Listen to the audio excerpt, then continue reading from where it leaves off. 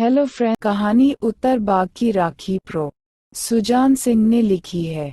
इसमें उन्होंने हमारे समाज में गरीबों की गरीबी और अपमान को चित्रित किया। कहानी में हम देखते हैं कि बारू बहुत गरीब था और वह पाकिस्तान के एक परिवार से ताल्लुक़ रखता था। वह अपनी माँ, बड़े भाई, साले और उनके 3 बच्चों के साथ रहता था और लालू शाह के बगीचों की रखवाली करता था। उसे केवल 17 रुपये महीने का भुगतान किया जाता था। उसका भाई शहर, वह पांडी का काम करने जाता था। एक दिन बारू बुखार के साथ लेटा हुआ था। पास से गुजर रहे अर्धमृत सूखे क्लर्कों में से एक को छोड़कर किसी ने उस पर ध्यान नहीं दिया। लालू शाह ने उसे लेटा देखा और उसे शाप दिया। बारू ने उसे कोसने से रोका तो लालू शाह ने उसे निकाल दिया। बारू ने बिस्तर उठाया और अपने घर की ओर चल दिया। लालू शाह ने सोचा कि वह थोड़ा आगे जाकर वापस आ जाएगा, लेकिन जब वह नहीं लौटा तो लालू शाह को बाग की रखवाली करने का विचार आया। उसने कभी पैसा नहीं खोया, लेकिन आज उसने सैकड़ों डॉलर खो दिए।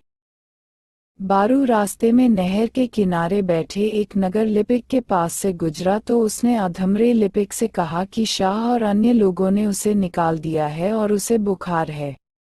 यह सुनकर क्लर्क ने कहा कि उसने और राज खाए होंगे।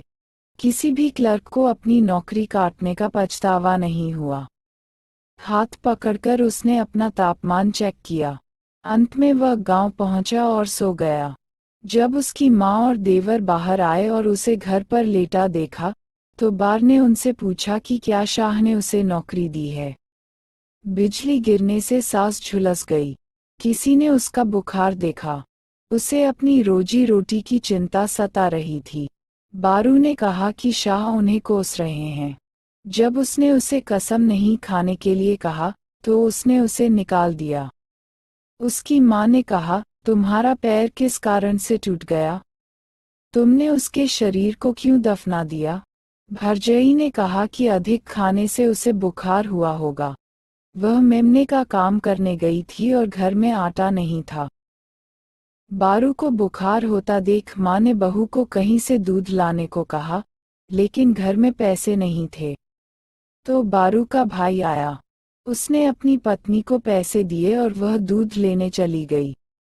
बारू के भाई ने आज केवल 15 आने कमाए थे। बारू को बुखार था और उसने कहा कि वह भूल गया था। वह अब बगीचे में जाएगा, लेकिन रात को बारू का बड़ा भाई बगीचे की रखवाली करने चला गया। बारू ने दूध पिया और सो गया। बारू सुबह सुबह वह अपने बिस्तर के साथ बगीचे में लौट आया। उसका भाई भोर से ठीक पहले बगीचे से घर आ गया। भोर होते ही वह लाल शाह बाग का हाल देखने आए। उस समय बाग की रखवाली में व्यस्त लालू शाह ने उनसे पूछा कि क्या आज उनके चाचा आ गए हैं। फिर उसने गालियां दी और कहा कि उसे कल ही होश आया है। लालू खुशी खुशी लौट आए। बारू को आज फिर रोटी नहीं मिली। दोपहर में उसने आधा पौंड लकड़ी खा ली।